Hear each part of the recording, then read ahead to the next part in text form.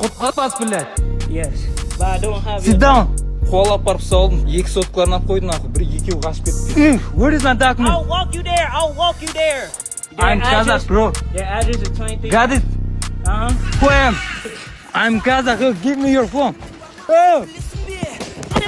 Мұндайды ақшта бұған дейін ешкім көрмеген. Америкада қазақ жігіті қарақшы тонаушыларға тойтарыс беріп, қаруларын тартып алып, арттарынан қуалап жүріп ұрған.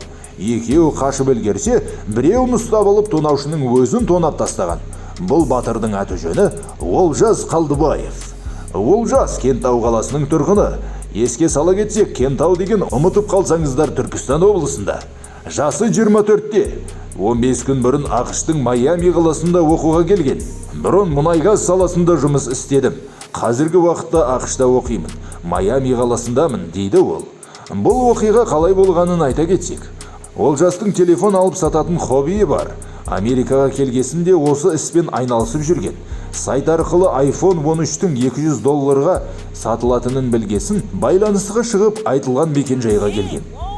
Майами Алматыдан 3 есе үлкен. Айтылған жерге 3 сағатта жүріп келдім. Өзім ораза едім. Қатты шаршап қалдым. Күн ыстық. Бір кезде тупик көшеге тап болдым. Ол жерде бір қара нәсілді жігіт тұр екен. Барып сөйлестім. Байқамай қалыппын. Оның тағы да 2 афро-америкалық досы келіпті. Қолдарында бір тапанша, тағы бір мылтығы бар екен. Қаруын кизеп, give me your bag деп сумкамды сұрады. Ішінде ақшам құжаттарым бар еді. Паспортымды алып үлгердім. Сумкамды алып олар қашты. Алдымызда биік шарбақ бар еді. Содан секіріп жатқанымда ойландым. Әйелім мамыр айының соңында босанатын еді. Соған қаржы керек дегендей, жалпы көп ақша кетеді ғой. Соны уайымдап, мұнда телефон алып сатып жүргем. Ақшаның бәрі сумкада кетті. Намысым оянды. Жай ғана бәрін соларға беріп қоясың ба? Үйге не деп айтам? Достарыма не деп қараймын?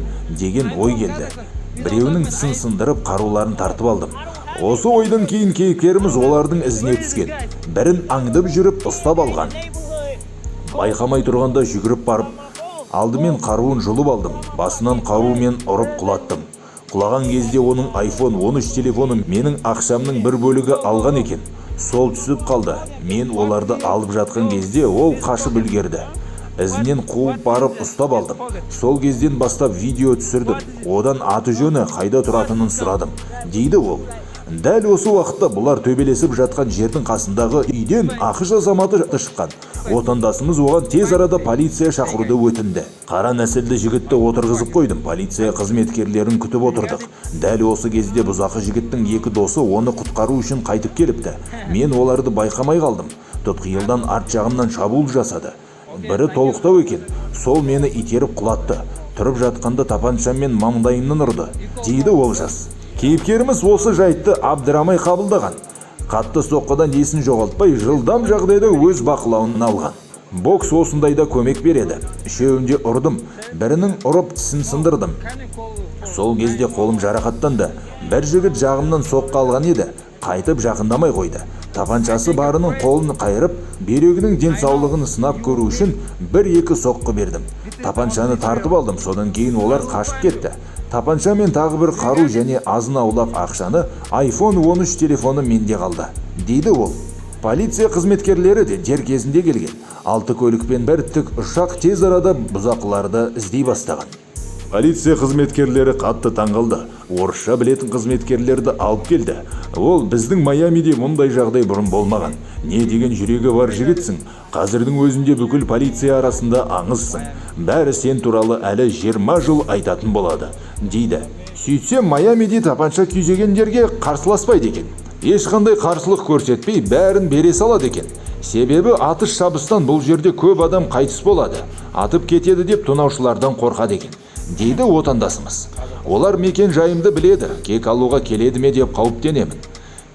Кейіпкеріміздің сумкасын бұзақылар алып кеткен. Құжаттар арасында оның тұратын мекен жайы жазулы екен. Сондықтан қазір Олжас олар кек алуға қайтып келе ме деп қауіптеніп отыр. Ұқыпты адаммын ғой.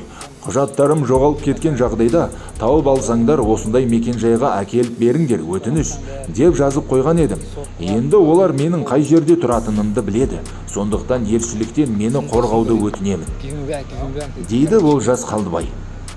Ол мамыр айының соңына дейін ақшта болады. Оқуының мерзімі біткенше ақшасы мен құжаттары табылып қалады деген үмітте. Ал осымен видеомыз тәмам. Егер де ол сізге ұнаса, онда оған лайк басып, арнамызға жазылып, колокольчик батырмасын басуды ұмытып кетпеңіздер. Видеоны тамашалағандарыңызға рахмет. And they'll let you know, okay? If you have questions. He's gonna ask you. Just be patient and wait, okay? Okay, thank you. Okay. Thank you. Біреу, екеу, біреу, екеу, үшеу, төртеу, бесеу, вертолет қостық. 5 машина, бір вертолет қосып тастаған. А жоқ, 6 машина. Ебай. Жиым нақтым. Yeah, we've got. Okay. You want to go to the hospital? No, I'm normal. Okay. You want to take any blood thinners or anything like that? No. I used to box. I used to go box and I'm normal. Let me get your information. I'm just gonna have you sign something, okay? Okay, All right, just stand by. I'll be right back. thank you. Мен тіп басынан көтер отын. Are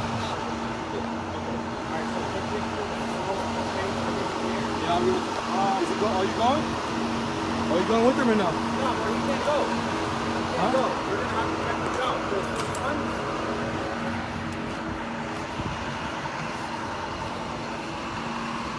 Yes, there's going to be 2 black males, one of them wearing a black Бля, очкиң қарасаң. shirt.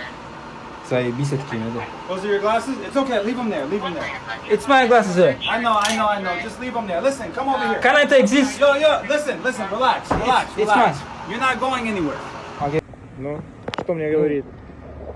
Короче, этот чувак, такого терпила еще никто здесь не видел.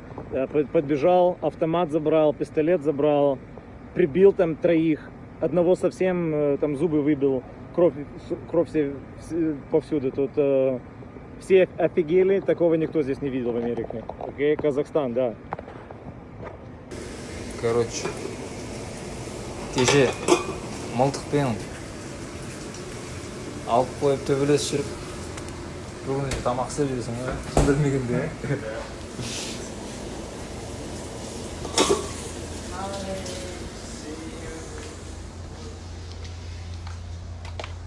Барлығы сұрап отқандар.